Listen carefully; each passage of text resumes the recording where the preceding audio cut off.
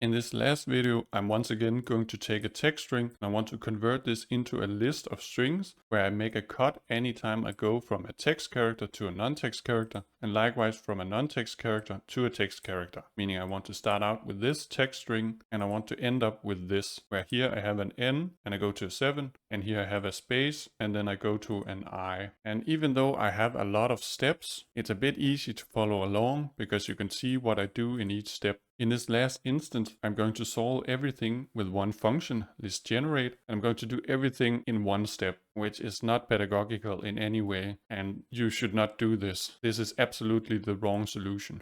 We're going to create a function which does everything for us, where I need a few variables. I first want to convert my string into a list, which will make sense in a moment. This is because I want to do a list lookup. I want to say list.buffer, text to list, and then go into my source step. Then I want to extract the length of my string. And lastly, I want to extract all of the text characters. And if you wanted to change this function so it does a split at some other characters, you could simply change this variable.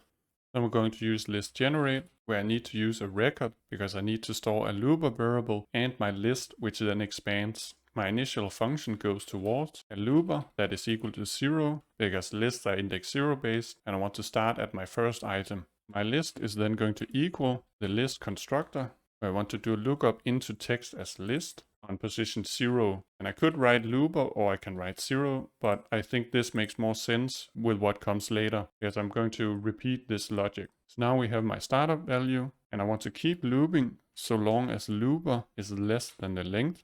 Then because of the way my function is structured, I don't need to do length minus 1. That's nice. And that means we actually have everything ready until the next as function. And Power Query doesn't add indentation when I have a comment at the end of my line. But here I want to say that what should my next value be? Well, I want looper to be equal to itself plus 1. So I have the record constructor and say looper should equal to the current value of looper plus 1. And then I want to say my list should then equal, and we're going to do a lot of line breaks here and some explanation. This is my basic logic. Only make a cut if either of these two conditions are true, text to non-text or not text to text. So I can say that if, because I want to do or, I'm going to do my condition inside parentheses. Here I want to say if list contains text characters, and it doesn't give me IntelliSense, if text comma characters, and here I want to grab the previous item, so the one on the left. I'm going to go into the looper, and here I'm referring to looper not with square brackets, which means inside of the record constructor, looper refers to the item here where I add 1. I could also say square brackets looper, but I think this maybe makes more sense. You can decide for yourself if you want to write -1 or wrap this in square brackets. And then this needs to not be true. And I'm not going to copy this code because I need to make sure it's true. And I want the next character to not be a text character.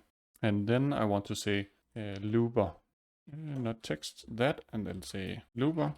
So let's actually add that as a comment to say left equals text, right is not text. And then I could copy this, but I'm afraid I'm going to mess up.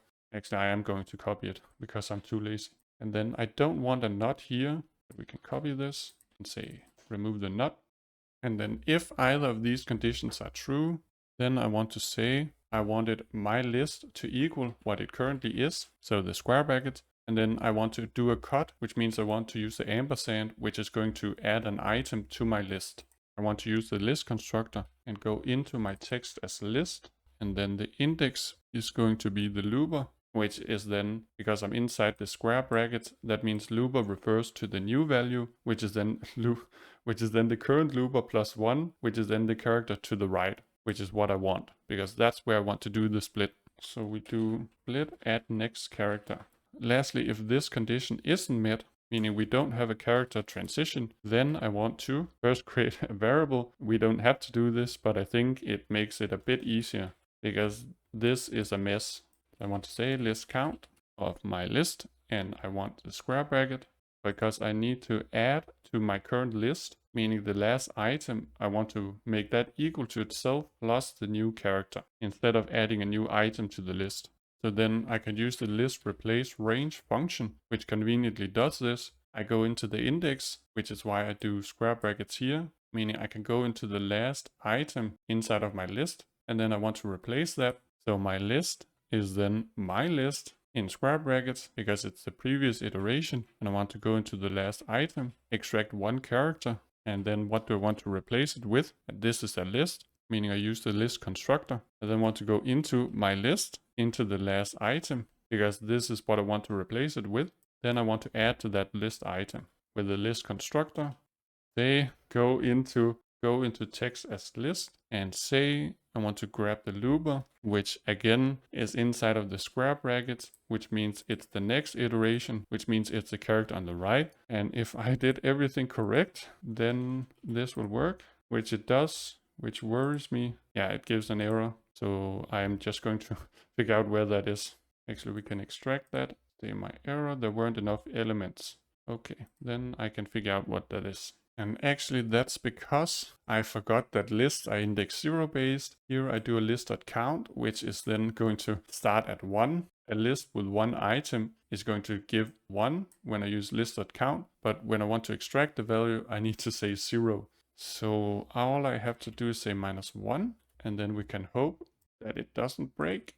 No, it gives more errors. Okay, we cannot apply operator. Okay, so there's some place where I need to convert a text to a list or inverse. And that is because this needs to be a text, I believe. Yes. Okay. So what's going on is go into list, replace range, try to get intelligence if it wants to. My list as lists, which is the my list square brackets, meaning it's the previous iteration's value. I want to grab the index, which is then the last item inside of this list. I want to grab one item, and then the replacer is going to do a lookup to grab the current value, and then add text as list looper, which is a text. Both of these are going to be text, and I wrap that in the list constructor because this function wants the replace with to be a list for some reason, but that's fine. And then all we have to do now, actually let me rename this step. All we have to do is extract the last item of this list, which fortunately is very easy because there's a function called list_last, meaning I don't even have to do list count. We can do that, and then I want to extract my list. And we could also use the fourth argument here if we wanted to only extract my list instead of the record. And I guess that would be fine. Just for the sake of showing it, let's do that. Called each. I want to extract my list.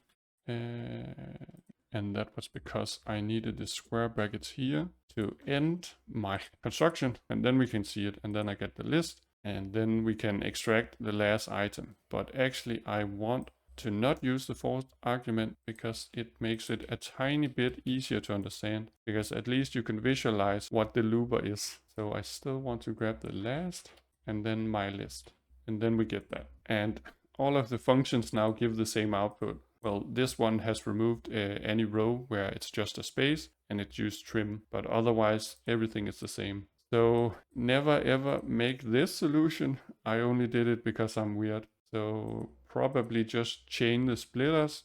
I'm going to assume this has better performance than me creating my own function. Yeah, there's no way this is good performance. I have to go into a list and change that item to be a new value, and there's no way that's good performance. But yep,